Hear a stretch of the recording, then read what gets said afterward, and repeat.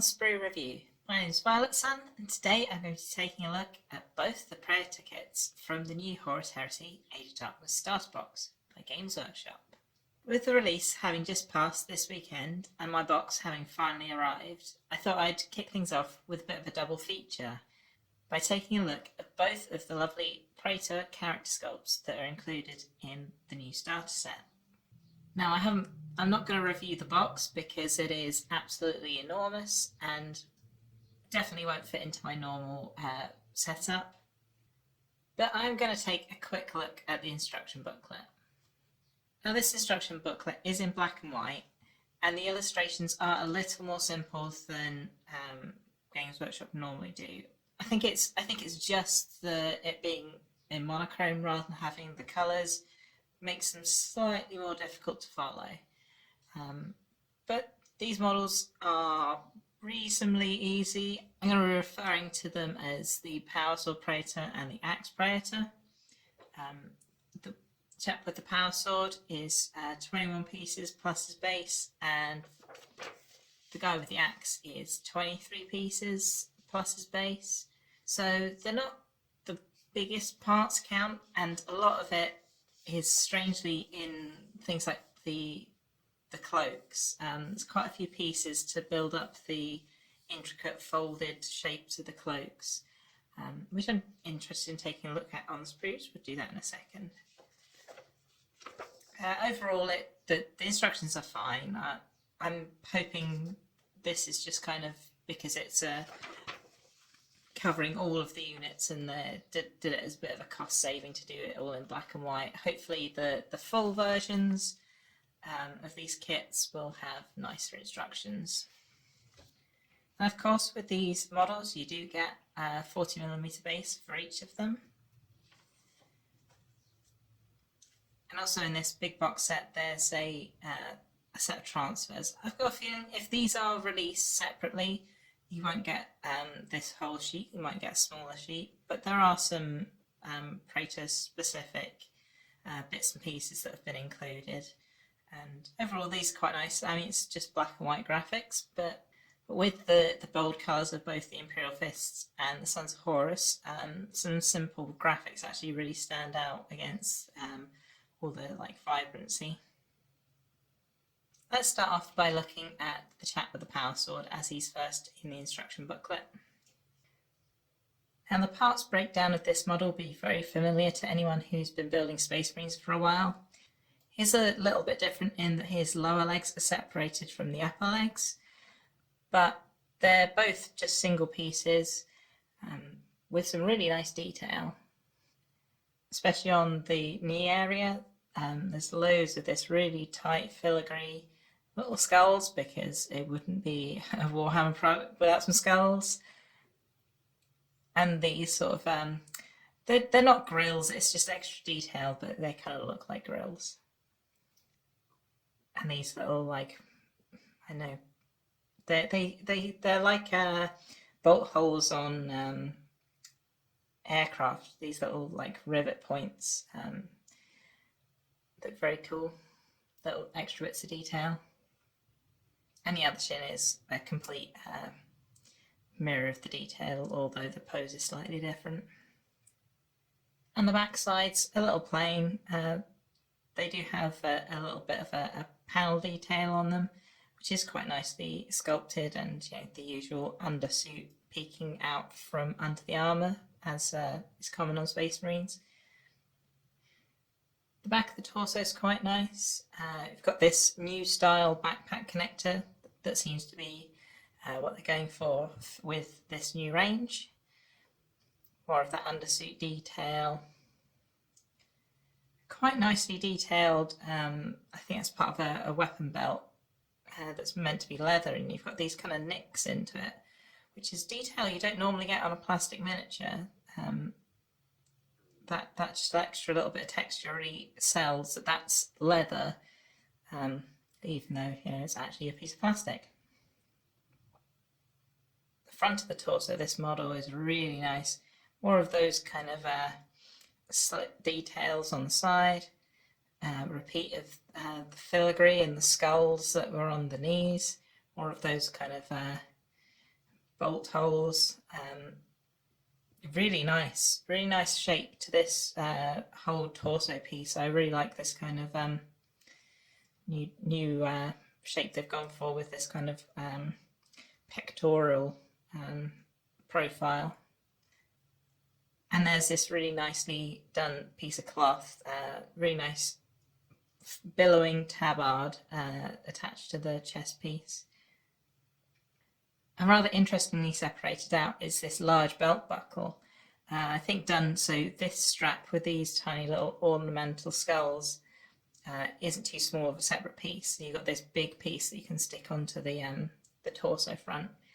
It looks really nice. And of course, if you didn't want this symbol, you could maybe find a different part to stick on there. The cloak for this miniature takes up a large portion of the sprue, and it is really interesting. The leaps and bounds of the kind of drapery and sculpted plastic cloaks over the last couple of years has been really impressive. This is really gorgeous, really nice sculpt. Got this sculpted in edge detail. Yeah, really nice. And the inside's quite nicely detailed as well, even though you're not going to see that because there's a space marine in the way. Although you can kind of see that it suffers from that thing of plastic cloaks, where some of it is just this kind of weird chunk of plastic that doesn't really look like cloth if you look at it from the wrong angle.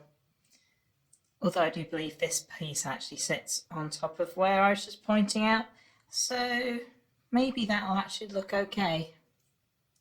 Now the weapons on these models are really impressive. This huge power sword with the hollowed out centre section looks really cool and pretty familiar. The Dominion Xiphon model that was released a little while ago, which I have reviewed, there'll be a link up there,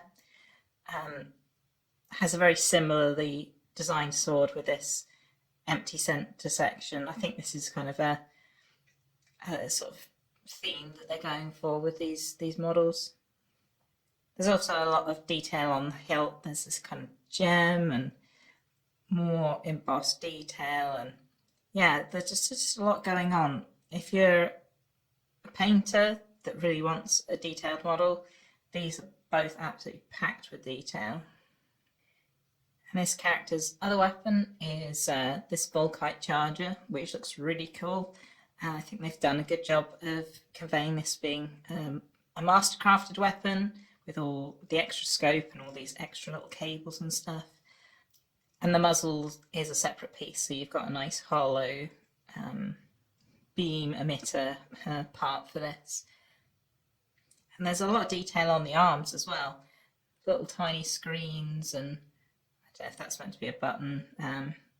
But interesting to have all these little details present.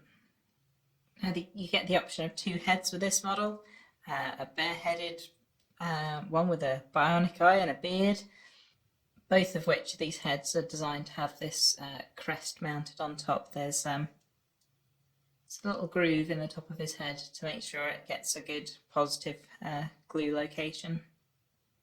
And of course, there's a big feature of this box, the Mark 6 beaky helmet. I think almost all the models, apart from the driver of the Spartan and the Dreadnought, you've got an option to put a beaky helmet on them, so that's quite cool. There's quite a few nice little extra details that come with this model. There's this sword and a pair of scrolls that kind of sit around on the back of his hip. Just gives him the look like he's got some important information, and maybe this is his old Legion blade. It's just a little bit of storytelling that he's, walking around with some extra equipment. This arm has actually got some extra plates as well. These sit on the hips, just to give some more detail, some extra layers, more little studs, and yeah, just a nice bit of detail. Speaking of studs, we haven't looked at the shoulder pads yet. Now these are quite a unique style. They've got both these bigger studs and these smaller studs. It ends up being quite a complicated design. I quite like it. Looks quite interesting, and it gives a a lot of detail in quite a small space. But unfortunately, these pads are very much designed to only fit on this model. The way they interface with the cloak means that they're kind of all trimmed away, and there's quite a lot of void area that, you know, the cloak gets stuck over the top of, which looks fine on this model, but you can't use these pads anywhere else really. And the cloak attaching to these does mean that you're kind of stuck with the arm poses. I don't think you're going to be able to move the arms very much and still have the cloak look good. You can, of course, ditch the cloak, ditch these, and use different arms and different shoulder pads. I'm sure this model will look great with shoulder pads from other kits. But if you wanted to just do a little bit of a repose without using different parts, I think that would actually be quite difficult. And last but not least, the new backpack for this model, or the new style of backpack for the Mark 6 armour. I quite like it. It's a lot bigger than previous designs of backpack. Height-wise, normally you'd only have kind of the height down to the second sort of lobster segment here. It kind of goes on for like an extra segment, and it's interesting. It's got a lot more bulk to it. It did look a little odd to my eyes to begin with. It looked kind of stretched, but I don't know, I quite like it now. So having taken a quick look at the Praetor with the sword, let's have a look at his counterpart, the Praetor with the axe. The breakdown of the parts on this model are very similar to those on the last sprue. For instance, the lower legs being just a single piece each, with quite a lot of detail. These ones with studs, still with skulls, more of those little vent details and little gems. I really like this design. It's a ton of detail. I think I just really like the studs in the Heresy armour. And again, the back sides of these are a little plain. I think the sculptor's kind of expecting you to have the cloaks on either of these miniatures, so you're not really going to see these areas directly. Once again, back of the torso, not very interesting. More of these really nicely sculpted leather belts though, with some really finely sculpted little clasps holding it onto the butt armour of this model. Now, in my opinion, this front piece of this torso is where this model in particular really shines.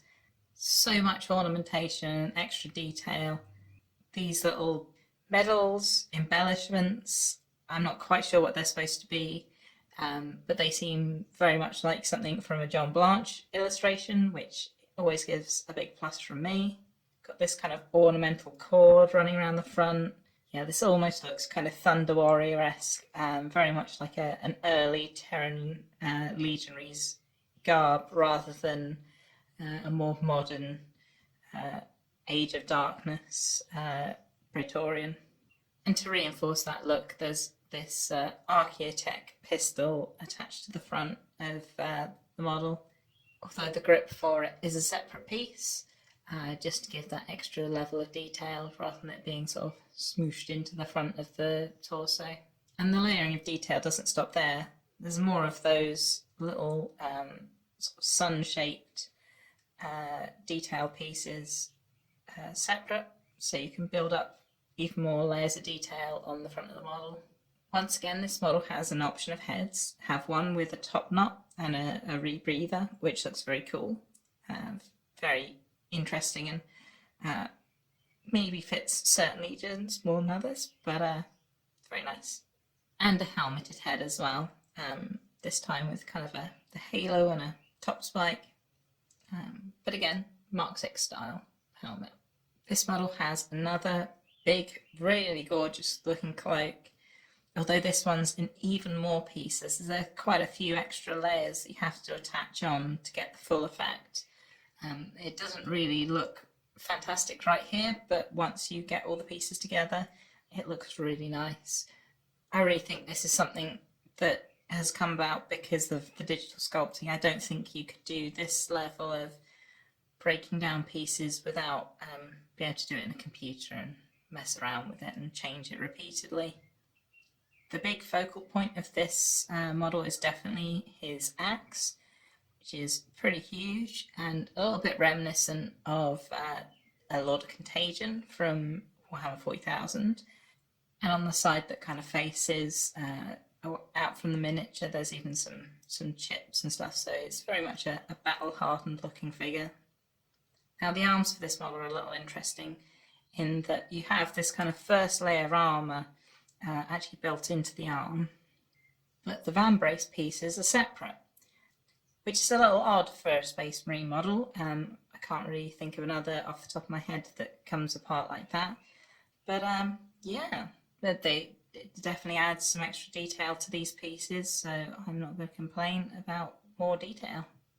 And whilst we're talking about extra arm pieces, this too has these kind of tasset plates that sit on the hips and just layer up some extra detail, and yeah, they look very nice. More of that gemstone detail like on the knees that just tie the model together. Whilst we're talking about tying models together, they're these little data bricks, magazines. I'm not quite sure what these are meant to be. I haven't worked that out yet. But they're almost identical to some pieces on the Fafnir Rand sprue, which I have also already reviewed, and there'll be a link up there as well. Much like the sword Praetor, the shoulder pads for this are very much designed to work with the cape. They're no good if you want to use them separately, which is a shame because this detail hasn't really been done anywhere else. Maybe we'll see some that are in this style better, complete at some point. Now the backpack for this model has quite an impressive trophy rack on the top. Definitely something that says chaos a little more to me, having these skulls, even with the imperial wings on the back.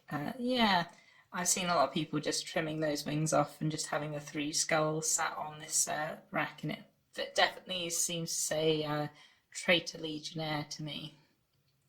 So that was a bit of a rapid review of these 2 sprues. I definitely have a favourite, and it's the guy with the axe. I don't think I'm going to be building him as is. As regular viewers will know, I like to convert almost everything I buy. I really like the detailing, the very archaic details on the chest. I really want to show those off. And I think the axe kind of almost covers those up. So I'm going to give him a different weapon, swap the head. The usual sort of conversion malarkey. And I don't think he's going to the Sons of Horus as he's painted up in the studio set. I think this guy's going to end up in my Imperial Fist Force. I've got an idea of what I want to make him up as. And that's not to say that the other Praetor isn't nice. I think it's a really great kit. I'm just not quite as fond of the pose. But I've already seen people doing really interesting conversions on both of these kits. So if you've done a conversion of either of these, I'd love to know what you've done, which legion you've used them for, what parts you've used. Please tell us all about it in the comments. If you like this video, I've already got a bunch more on my channel, including a few Horus Heresy kits already. Now this box has been released, I'm going to review all of the new kits in it. And if you'd like to see that, subscribing to my channel will give you updates as and when those videos arrive. Thank you very much for watching, and happy hobbying.